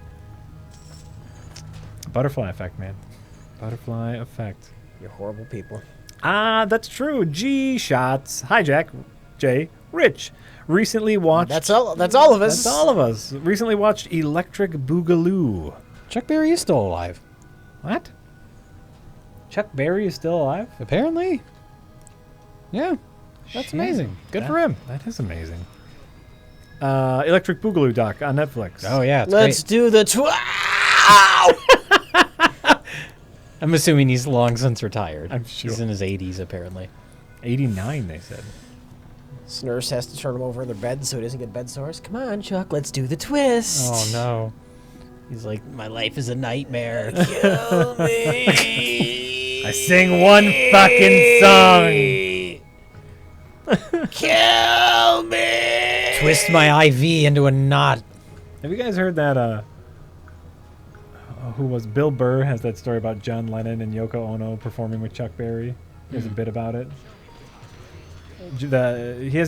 Everyone, don't listen to my retelling of the story because it won't be as good.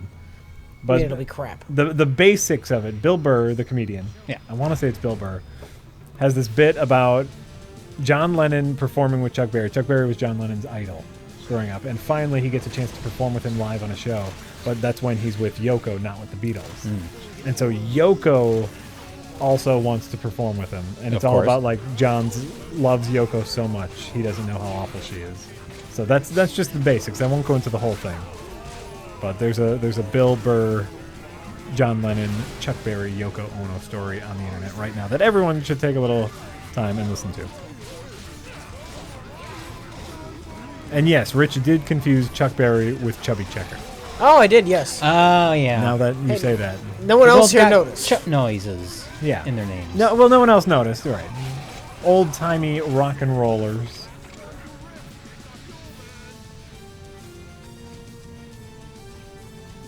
Where was I? Oh, so about the Electric Boogaloo doc on Netflix, I half expected RLM to show up when they started talking about what schlock they put out. You've seen that doc? Oh, Electric Boogaloo? Yeah. I own that doc. About, tell people what it's about. It's about the rise and fall of canon films and all the wonderful, wonderful movies they made and all the horrible decisions they made from a company standpoint. Let's see here. Sloshed from DuckTales. Hey, Jay, how's Annie doing? Oh, as a Twin Peaks thing? How's Annie doing? That's the last episode. How's Annie doing? How's Annie? Maybe we'll find out on okay. season 3. Also, what do you think of Mulholland Drive, if you've seen it? No, I have not seen Mulholland Drive. No, I love Mulholland Drive. That's one of my favorites. Slosh from DuckTales. You've been here before. You know how it is. I'm sure that was sarcastic. That's one of your Can't be favorites. sure of Yeah, anything that's anymore. one of my favorites. I like that movie a lot. All right. Naomi Watts, so good in that movie. I believe it. She's good. And the whole Winkies scene. Have you probably never seen it, have you? No, because I'm not in general a Lynch fan. That's one of the rougher ones as far as being nonlinear and confusing. Yep. It sounds like it would really... All I've heard about it is it would really bother me. Probably. Which is fine. I think it's great, though. It's so eerie. So eerie. Toad Decimals, would it be fair to compare films like Blair Witch and Paranormal Activity to porn? Since if found footage doesn't scare you or porn doesn't turn you on, they offer little and have low production values. I guess? Yeah, I guess, but you can compare anything to porn then. That's true. Like, yeah, if it's an action movie that doesn't get you excited, it's like porn. Yeah, that's true. You know, it's all of like found footage is all about helping people suspend their disbelief. But when Blair Witch came out, it wasn't really a thing. Right. Well, and it's the only one that actually feels sort of authentic. The problem with the more recent ones is that they use it more as just a general aesthetic. They're not trying to make you think this is real footage. Oh, sure. It's just a cheap way of making a movie where you don't have to worry about lighting and proper camera setups and all that stuff. So the the a lot of them- aftermath of Blair Witch's success. Well, it's weird. It wasn't Blair Witch. Like, I assumed after Blair Witch that there would be just an endless slew of found footage movies. Yeah. Because it was so cheap to make. It's like, I think it's still like the highest grossing movie of all time compared to its budget. Oh, okay. But it wasn't until Paranormal Activity, like 7-8 years later, it was after that was a big hit. Then there was the endless. Really? Yeah. I mean, there might be a few little found footage movies after Blair Witch, but it wasn't until after Paranormal Activity that there was just endless ones for like a good decade or so. Well, Blair Witch was an indie. I wonder if was Paranormal was a studio project. No, Paranormal was an indie too. Oh, really? It was made independently, and then it was bought by, I want to say, DreamWorks. Okay. And for the longest time, DreamWorks bought it with the intention of just remaking it, making a bigger budget version of it. And then, for whatever reason, they changed their mind and decided to just release the actual movie. Interesting. Little rat monsters. Oh, they're adorable. Yeah, I remember there was a whole campaign where it's like they had a website set up for Paranormal Activity where it was like, demand that it come to your city. Like they were trying to do like almost like a roadshow type thing. Yeah, I remember that. And then it just got huge and made a shitload of money. That's very, very interesting. And then we got nothing but quality sequels after that. The machine got a hold of it. Yep. Wait, how much did this movie cost to make? Fuck, man. We can do that easy. That's why found footage was so popular. It didn't cost a lot to make. Yeah. 95% of them are terrible. Listen, Godzilla B movies are too good for best of the worst. Yes. Godzilla is a whole genre that Some of them are silly and like funny, but I don't think we would ever do one. no, probably not. I personally love Godzilla movies, and Well, there's different types. Like the original Godzilla is a serious movie, and then they get into the weird ones with like little little pixie women and baby Godzilla and all that stuff. The fun stuff. The goofy stuff. Maybe yeah. you mean Godzuki? Yeah. Is that what baby Godzilla's called? Godzuki? Godzuki. Oh, that's adorable. Yeah. Yeah, Godzilla movies are great. Not best of the worst material. No. They're just great. When I refer to Godzilla movies, I talk about it. Plus, they're well known. Yeah. On Best of the Worst, we try to find things. Yeah. Yes. Also true. Mr. Grape, did you go? Oh, I know Jay has. Jay, you have seen Shane Black's The Nice Guys, Yes, I saw it recently. and I still haven't. You still haven't watched and it? I'm so upset with myself. It's entertaining. It's one of the most entertaining movies of the year. I'm so excited to see it. I know everyone is gonna watch it now that it's on video on demand, and everyone's gonna love Everybody it. should watch it. Nobody saw it in the theater, Yep. including me, so I can't really complain much. Yep, but I didn't see it either. But you think it's great, and everyone should watch it. everyone should watch The Nice Guys.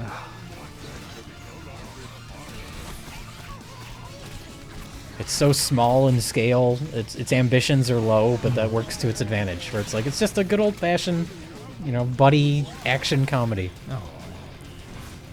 I'm very And excited. the action isn't overblown. It's just people shooting at each other, but you like the characters, so you care. It's wonderful. Oh, good. It's a wonderful movie. It's a wonderful movie. Great. One of these days soon, I'm going to have a lot of free time, and I'll be able to watch movies whenever I want. It's going to be fantastic. You know why I'm going to have free time? My children are going back to school. Summer vacation is over. Oh, God. Oh, God. It's going to be great. I'm super excited about that. So you hate your children. All the time. All the time, constantly. Oh yeah. I don't hate them. The problem is momentum. Really hate them. It's momentum rich. Momentum is a very real thing, especially when you are working in a creative field. You get in that right flow, you can get a day's worth of editing done in a couple hours if you're in the right flow. Yeah. Sometimes you just get in a groove. Now, what happens is once you start getting in that groove, and you get a phone call. You just talk to someone for a little bit. You got to restart that groove. Yeah. Or in my case, some little asshole wants like a snack or something, is hungry. Fucking get it yourself, you dickhead. You know where the food is. Obviously, I love my children, and I'm being sarcastic, hyperbolic here. But in any case, I'm about to get my flow. What puts me in the groove is just working. Like you just start editing, and then eventually, like you find the right pace. Continuing working is what gets me in my groove, and stopping working gets me out of my groove.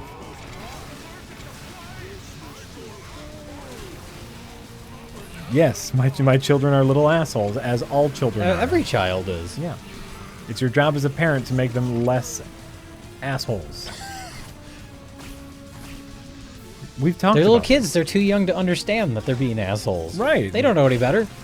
They're not intentionally being assholes. Well, some of them are, but that's your duty as a parent to try and get them to not be. Yes.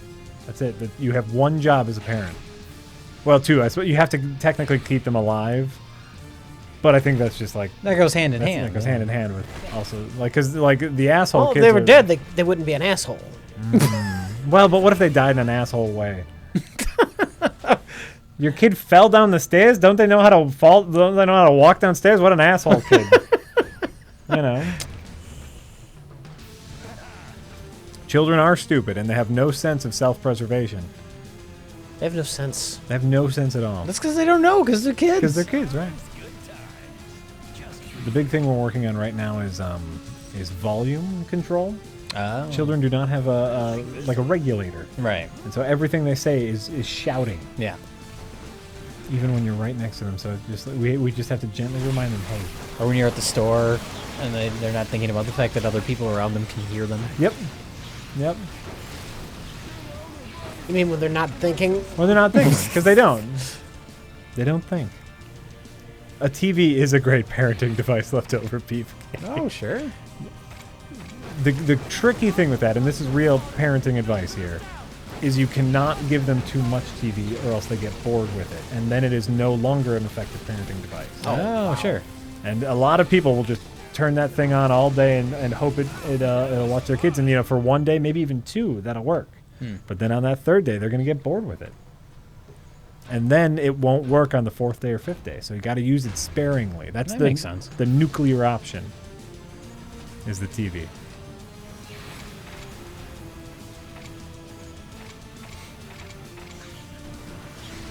Would I rather drive a bus across country with a bunch of kids or a bunch of drunks? Oh, God. The drunks might go to bed sooner. The drunks could hurt you. Yeah. Yeah, probably kids. Even if the drunks didn't hurt me, they would be more... Like, kids are somewhat controllable and drunks are not. That's true. Drunks get more belligerent. Well, I don't know. Kids can, too. Well, then if a kid hits me, it won't hurt as much. There you go. I assume they're not drunk kids.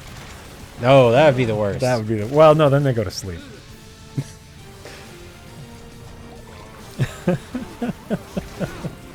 did I have the crossbow on? Nope, did not. R. Miller J, podcast-wise, what have you done in the aftermath of Killer POV? Well, Killer POV's back. It's just called Shockwaves now. Oh. It's pretty much the exact same podcast. He was talking about the end, so there you go. No, look up Shockwaves. It's the same people hosting it. It's great. It's basically the exact same show. I was so sad because it came out of nowhere. They just announced like, oh, this is our last episode. I was like, oh, it's still the piece of media I looked forward to the most every week. Okay. And then one week they're just like, we're done. But it was weird, like, because Why'd it was they quit? so sudden. Because they were starting up a new podcast hosted by a different company. Basically. But they didn't say that. They just said they're done. Right. And then, like, a week and a half later, they're like, we're coming back. New show's called Shockwaves. It's the same thing. So what you're saying is them rebranding themselves hurt you. See, branding, it works. It's a real thing. Yeah, I suppose. But they're all back. Everything's fine. Shockwave. Shockwaves. Shockwaves. Shockwaves. There you go. There you go. We did show Jay the leg monster from the end of Inside. I've seen that question asked a bunch of times. You sent me a picture. He'd have to play through it to get the full. Oh, I've seen footage of it. Yeah. I saw footage of it online, yeah. But it builds up to that though. That's not the whole game. You start off, you're a little boy, wandering around in this scary. Oh, world. yeah, I've heard about this. It kind of almost comes out of nowhere, right? Yes. That you're a giant flesh monster. Like breaking down walls and lumbering through stuff. It's great. Like the last fifth of the game. Oh, yeah. No, the last 10th of the game. Yeah, It's just this tiny little end part where you're a giant, horrible monster. That's a stream I wish, like, if I could go back in time and get you to go through that whole playthrough with us. Once we found out we were going to be a horrible arm and leg monster, it was a joyous, joyous time. There's just like little arms and legs sticking out of it, right? It was a Yeah. blob of tissue with arms and legs all over it. That sucks the boy in. That's great. That eats the boy, and then you're this blob monster, and then you have to like stretch it out to reach high ledges, and it's grotesque. And it like picks up boxes with like arms and legs, and you walk around and wobble boxes around. That's wonderful. What a great playthrough that was. What a great playthrough. Anonymous says, I heard you were talking about Japan.